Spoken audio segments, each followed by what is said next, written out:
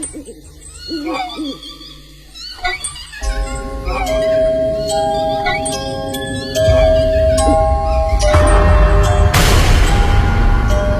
muda, sudah siapkah kamu? Saatnya sekarang kamu dengerin dan ingat, jangan pernah dengerin sendirian. Atau aku pasti datengin kamu kok. Lengser wengi sliramu tumake sirmo aja tani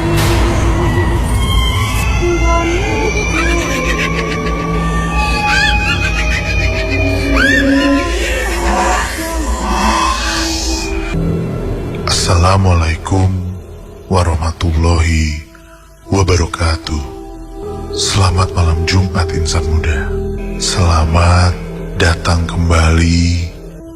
Insan muda, pernahkah kamu berpikir tentang tujuan sebenarnya dari kemunculan para makhluk-makhluk gaib? Atau pernahkah kamu tahu apa mau mereka ketika mereka mendekati kamu? Berinteraksi dengan kamu mungkin rasa ingin tahu kamu pasti terkalahkan oleh rasa takut yang langsung menyelimuti diri kamu. Padahal konon mereka tidak akan muncul tanpa alasan. Dan konon juga mereka hadir membawa sebuah pesan. Pesan yang mungkin harus kamu cari tahu sendiri. Insan muda, malam ini, ya, di malam Jumat ini akan kembali menghadirkan dua cerita yang akan membuatmu sadar akan pesan yang mereka bawa untukmu. Baiklah, kini kita mulai saja untuk mendengarkan cerita-ceritanya. Dan ingat, jangan pernah dengerin sendirian.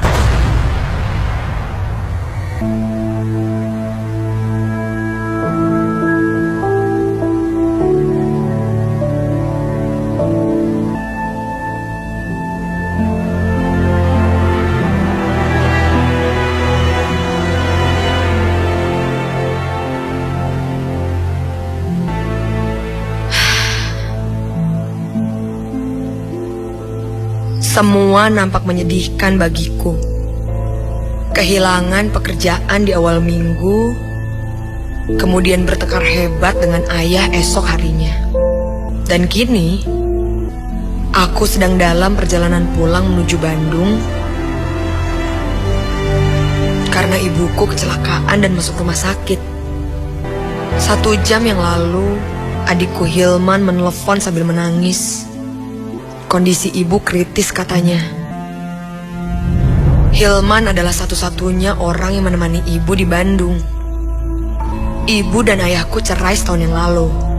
Aku diharuskan tinggal dengan ayah di Jakarta, meninggalkan ibu dan Hilman di Bandung. Sedih sekali rasanya mendengar kabar ibu sedang kritis. Tidak terasa, aku pun mulai menangis. Ya Tuhan, lindungilah ibu dan adikku di sana.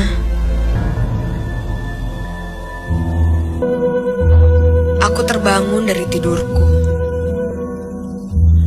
Aku masih berada di dalam travel menuju Bandung. Segera aku melihat handphoneku, melihat apakah ada kabar dari Hilman. Ternyata ada 1 SMS. Aku segera membukanya, dan ternyata itu SMS dari ayah. Hanya bertanya apakah aku sudah sampai Bandung. Aku sama sekali tidak ada niat membalasnya dan kembali mencoba memejamkan mata. Tepat saat itu, tiba-tiba saja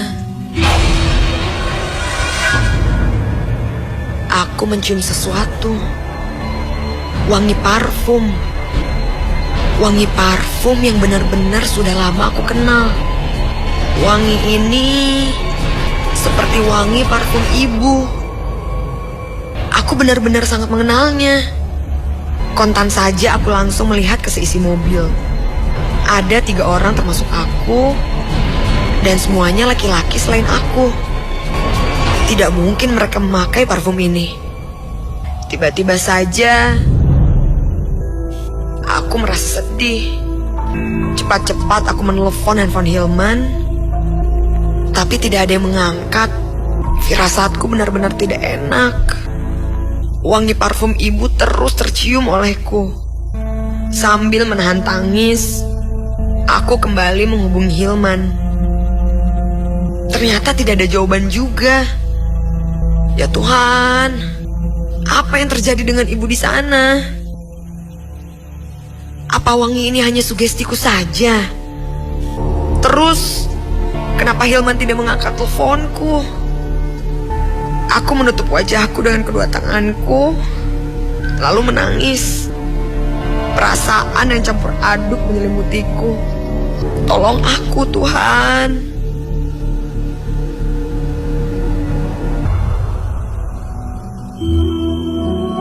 Singkat cerita, sekitar jam 11 malam, aku sampai di rumah sakit.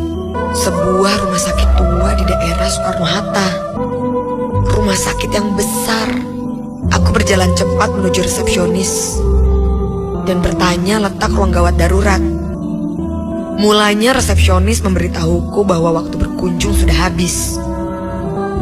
Setengah emosi, aku berkata bahwa ibuku sedang kritis. Aku harus menemuinya. Resepsionis itu pun akhirnya mengerti dan memberitahu jalan ke unit gawat darurat.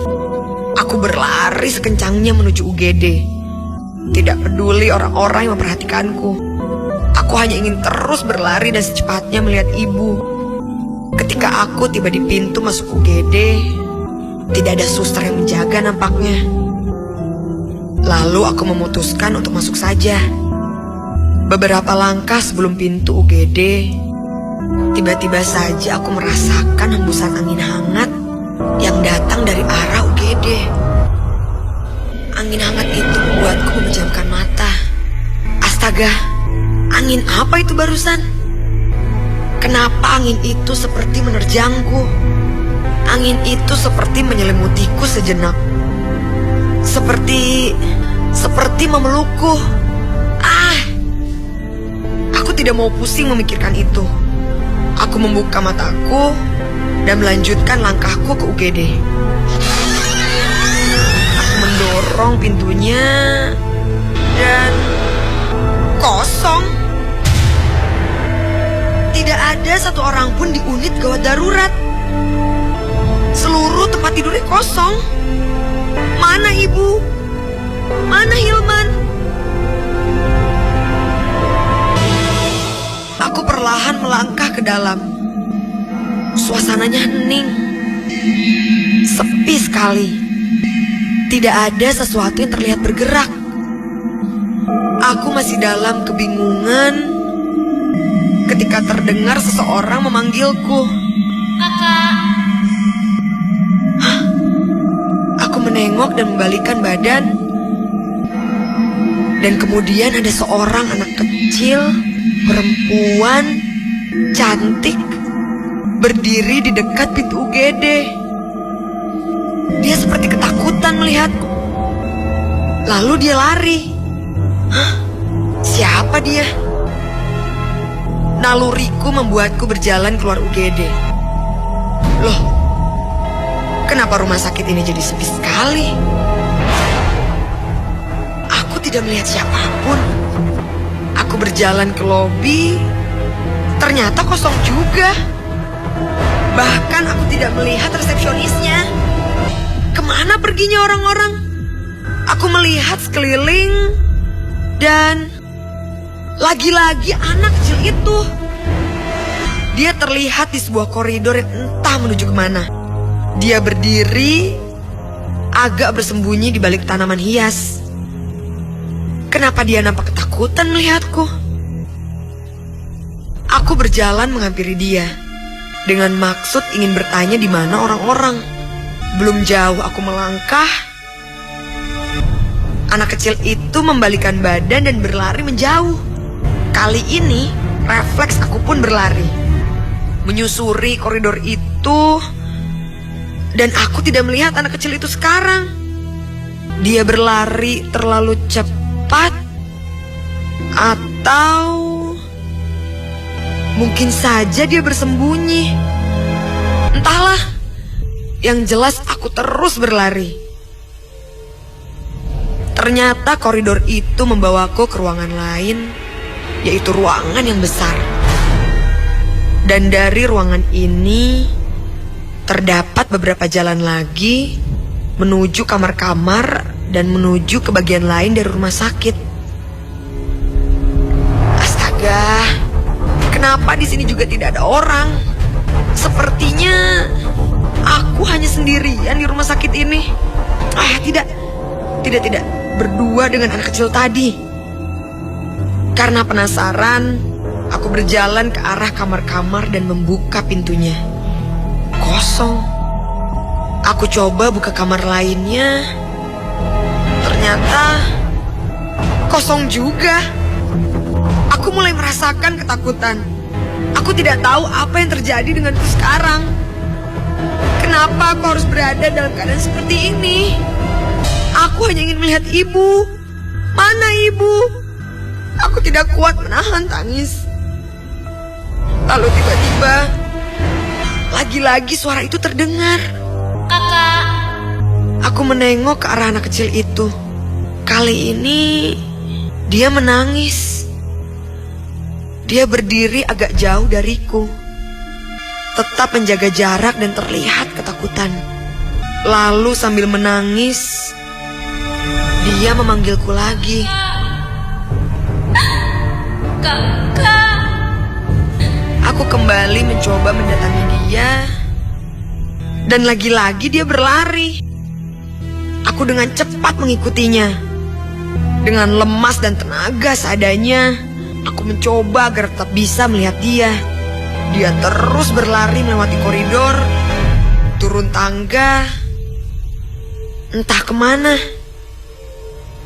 Perasaanku sudah semakin kacau. Akhirnya aku melihat dia masuk ke salah satu ruangan. Aku mengikutinya masuk ke ruangan itu. Sambil berjalan perlahan di ruangan itu, aku mulai menyadari sesuatu. Astaga! Ini kan kamar mayat. Aku hanya bisa diam saking takutnya. Anak kecil itu sekarang berdiri tepat di depanku. Menangis sambil terus menatapku. Ruangan ini terasa sangat dingin saat aku melihat ke sekeliling. Ada 2 mayat yang ditutup kain putih. Jantungku berdetak sangat kencang. Aku masih tidak bisa bergerak. Namun tiba-tiba anak kecil itu berjalan. Dia berjalan menuju salah satu mayat. Aku hanya bisa menatapnya. Dia terus melangkah mendekati tempat mayat itu dibaringkan. Lalu tangannya yang mungil menggapai kain putih yang menutupi mayat itu. Dia memegangnya. Perutku mendadak sakit. Tubuhku bergetar. Dia, anak kecil itu, menarik kain penutupnya.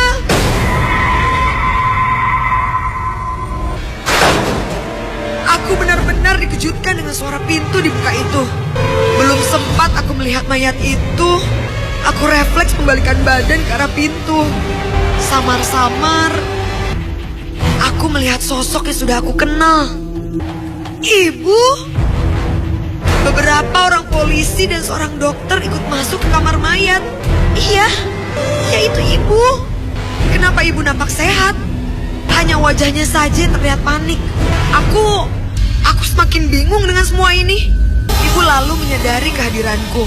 Dia memanggilku dengan setengah kaget. Mira! Ibu berlari dan memelukku. Aku tidak bereaksi apa-apa. Aku terlalu bingung akan semua ini. Lalu tiba-tiba saja ibu berteriak, "Hilma!"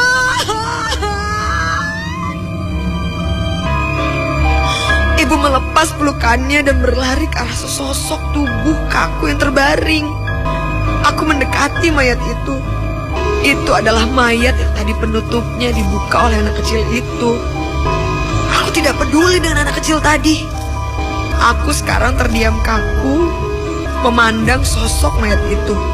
Sosok Hilman adikku, telah menjadi mayat. Pandanganku mulai kabur, gelap, lalu aku pingsan.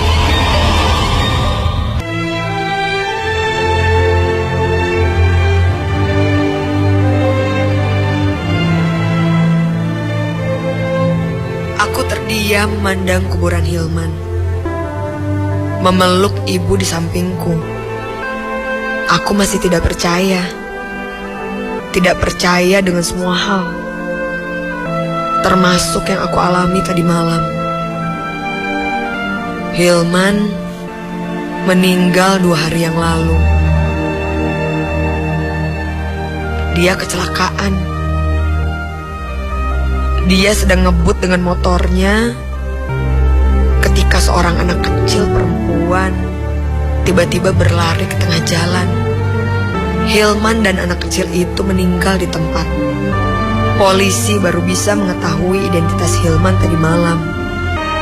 Ibu lalu bertanya padaku, apakah aku tahu Hilman meninggal dari polisi? Aku mengangguk saja. Walaupun sebenarnya di dalam hati, aku masih bergetar. Karena Hilman menelponku semalam lalu.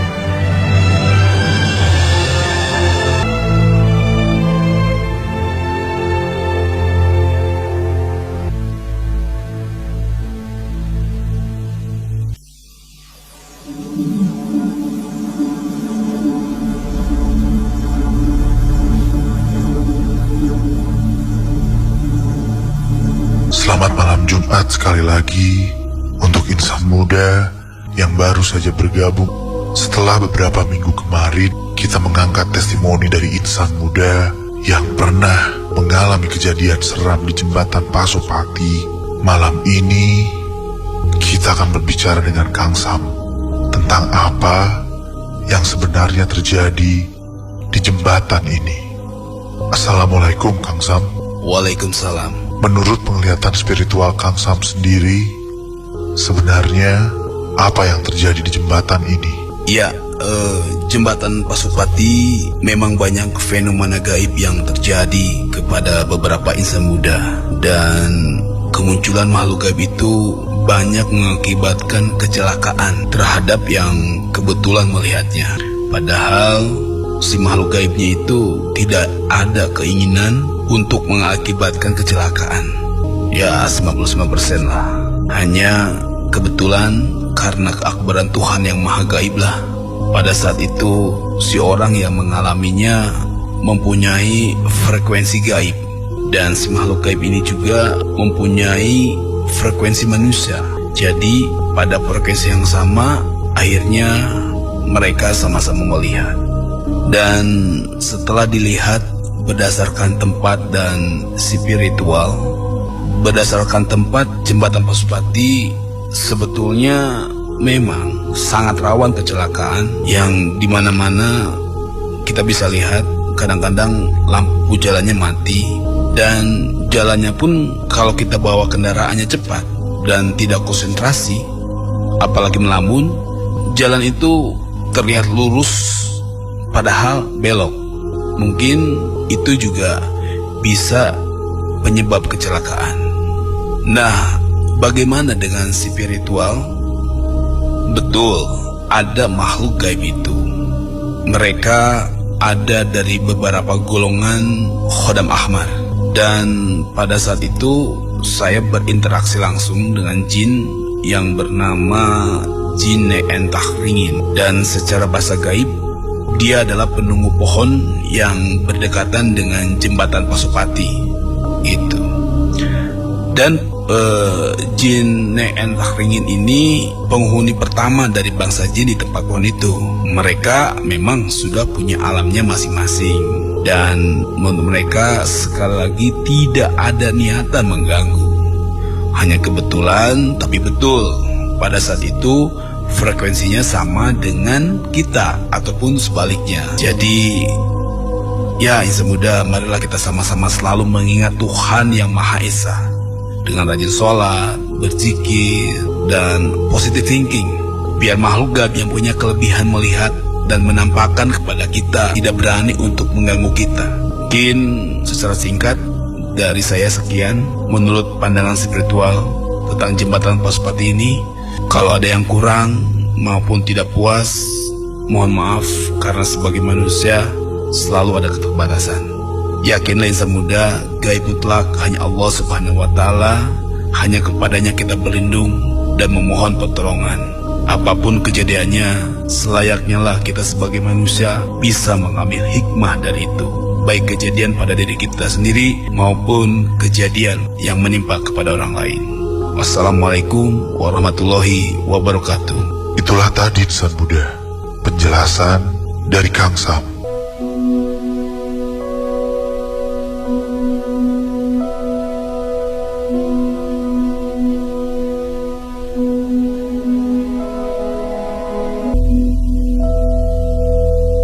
Aku masih menatap lelaki tua itu yang berdiri memandangi kami dari pintu belakang. Dan aku yakin betul dia bukan bagian dari keluarga besar kami.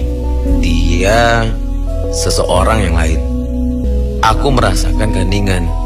Bahkan di antara berisiknya obrolan keluargaku yang sedang berkumpul malam ini. Lelaki tua itu berdiri tegap, mulutnya setengah tersenyum, dan entah apa maksud dari ekspresinya itu. Assalamualaikum. Sepertinya suara Ivan, saudaraku, mengagetkan kami, dan aku pun refleks melihat ke arah pintu depan. Oh iya, ternyata benar itu Ivan. Tidak sampai 2 detik, aku kembali melihat ke pintu belakang, tempat lelaki tua tadi berdiri. Dan laki-laki itu sudah tidak ada.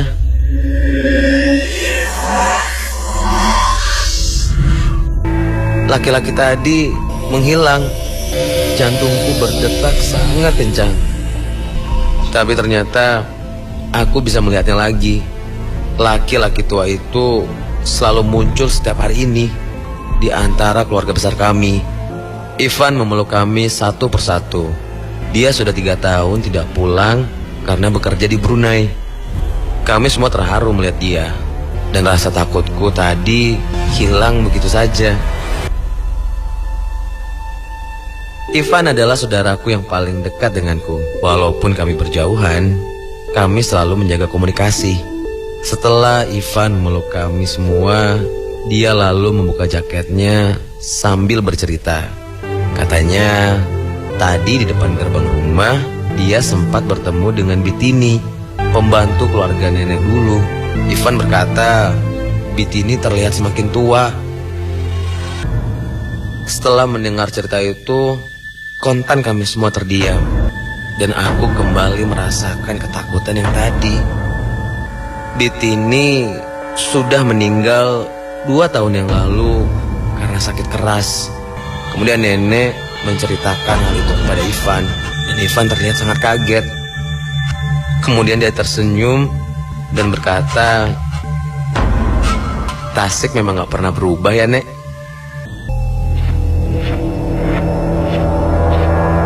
Malam ini malam 1 Suro, malam yang sakral untuk keluarga besar kami. Tiap malam 1 Suro, seluruh anggota keluarga berkumpul di rumah nenek di sebuah daerah di Tasikmalaya. Menjelang malam, kami semua mulai mengaji hingga tengah malam dan dilanjutkan dengan sholat malam. Sejak kecil, aku dibesarkan di tengah lingkungan yang masih kental dengan aroma mistis. Keluarga kami sudah terbiasa dengan kejadian-kejadian gaib, kecuali aku. Aku mencoba mengingkari kenyataan turunan itu. Aku ingin menjadi manusia biasa, manusia yang hidup normal. Aku lebih memilih untuk tidak bersentuhan dengan alam gaib. Tapi sepertinya itu tidak mungkin. Tiba-tiba aku teringat lelaki tua yang berdiri di pintu belakang tadi. Dia memakai pakaian putih, putih bersih, dengan wajah bersinar dan tersenyum. Kata nenek, laki-laki tua itu adalah leluhurku, dan dia selalu datang menungguku setiap malam satu suro. Berkali-kali aku mencoba membiasakan diri dengan hal-hal mistis seperti tadi. Tapi seolah-olah ada penolakan diri dari diriku sendiri. Entah kenapa, hanya aku di keluarga ini yang bersikap menolak. Aku pernah membicarakannya dengan ayah. Aku mengeluh akan semua ini, dan aku berkata, adakah cara agar aku bisa hidup normal tanpa lingkungan mistis seperti ini? Ayah hanya tersenyum dan berkata, aku harus sabar hingga usiaku dewasa. Dan selanjutnya, ayah tidak berkata apa-apa lagi. Azan maghrib sudah terdengar. Kami semua mulai mengambil air wudhu untuk sholat maghrib berjamaah. Dan aku sempat melihat sekilas lelaki tua itu lagi melintas sangat cepat. Tapi aku tahu benar kalau itu adalah lelaki tua itu. Aku menarik nafas panjang dan berdoa di dalam hati. Aku berpapasan dengan ayah saat aku jalan ke kamar mandi. Seolah mengerti yang aku rasakan, ayah berkata, sambut aja mereka kayak kamu menyambut keluarga sendiri. Aku hanya menunduk dan terus berjalan.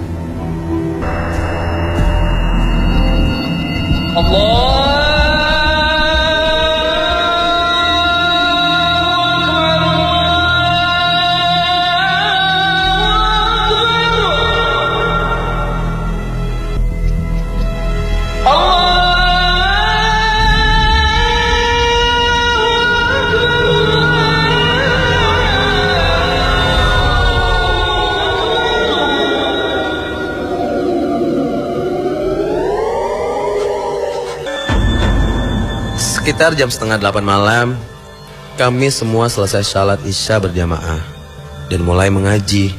Sekitar 20 orang berkumpul di ruangan tengah. Aku mengaji dengan khusyuk, begitu pula yang lain. Suaraku berbaur dengan anggota keluarga yang lain, dan aku mulai bisa merasakan perasaanku menjadi damai. Dan ketika tiba-tiba saja aku merasakan suara seseorang berisik di telingaku. Suara yang terdengar sangat halus namun jelas. Suara seorang wanita, dan dia sepertinya ikut mengaji. Aku duduk di antara dua pamanku, dan tidak mungkin mereka bersuara seperti wanita. Kemudian aku mengeraskan suaraku sedikit demi sedikit agar suara itu tidak terdengar. Tapi percuma, suara wanita itu seperti tertanam di telingaku dan membuatku mulai tidak fokus. Suaraku semakin terdengar gemetar. Aku takut. Aku berhenti mengaji dan terdiam. Suara wanita di telingaku tiba-tiba hilang, tidak terdengar lagi. Lalu aku memandangi semua anggota keluargaku yang terlihat semakin khusyuk.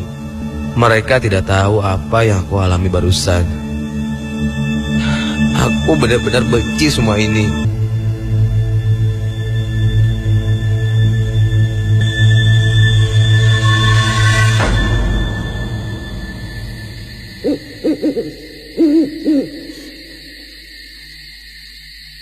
Akhirnya waktu menunjukkan jam 12 malam.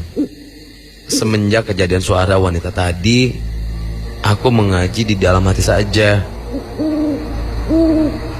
Dan aku merasa lega karena akhirnya sekarang tinggal rangkaian terakhir di ritual malam satu suro kami, salat malam berjamaah. Karena kakekku sudah tidak ada, maka ayahkulah yang menjadi imam, karena dia anak pertama. Suasana malam itu hening sekali, dan saking heningnya, tanpa sadar aku pun perlahan memejamkan mata saat sholat. Di rakaat terakhir, aku dikejutkan lagi saat ayah selesai membaca surat Al-Fatihah. Tiba-tiba saja terdengar banyak sekali orang yang mengucapkan amin. Banyak sekali, seperti ada beratus-ratus orang di dalam ruangan ini. Suara laki-laki, suara perempuan, dan ini benar-benar banyak sekali. Aku tidak berani membuka mataku. Aku tahu ini pasti bagian dari kehidupan mistis keluargaku. Dan aku kembali menarik nafas panjang. Aduh, tidurku sama sekali tidak nyenyak. Dan entah kenapa, malam ini aku merasa sangat gerah. Aku membuka selimutku masih dengan mata terpejam, mengambil posisi terlentang dan berharap bisa merasa sedikit lebih sejuk. Dan tiba-tiba saja aku merasakan sesuatu menyentuh jidatku, mengelus-ngelus kepalaku. Karena kaget, aku refleks membuka mataku, dan tepat di samping kepalaku duduk seorang wanita tua, memakai kebaya dan samping. Dalam cahaya lampu tidur yang redup, aku bisa melihat dia tersenyum sambil membelai kepalaku, dan aku sama sekali tidak bisa bergerak. Ya Tuhan, siapa dia?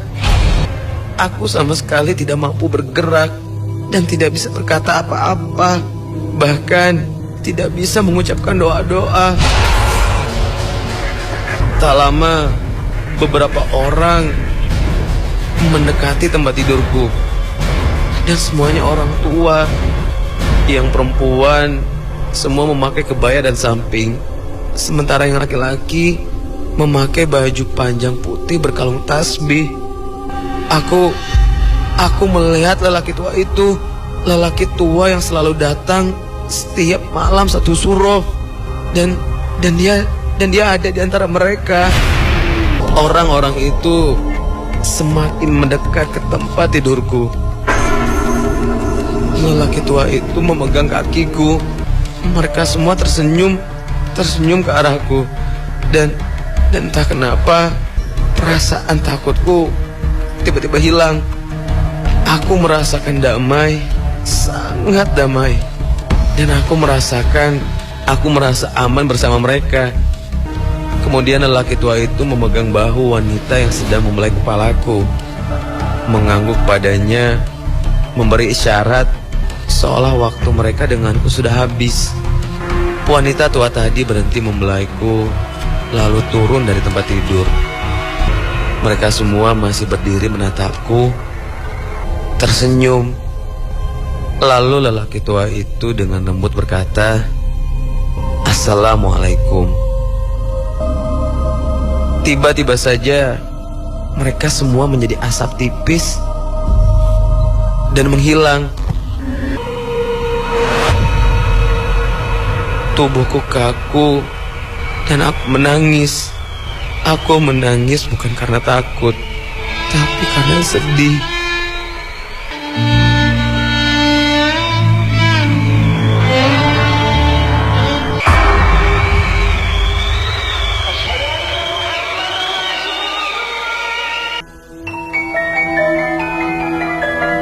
Besoknya, aku duduk bertiga dengan ayah dan ibuku.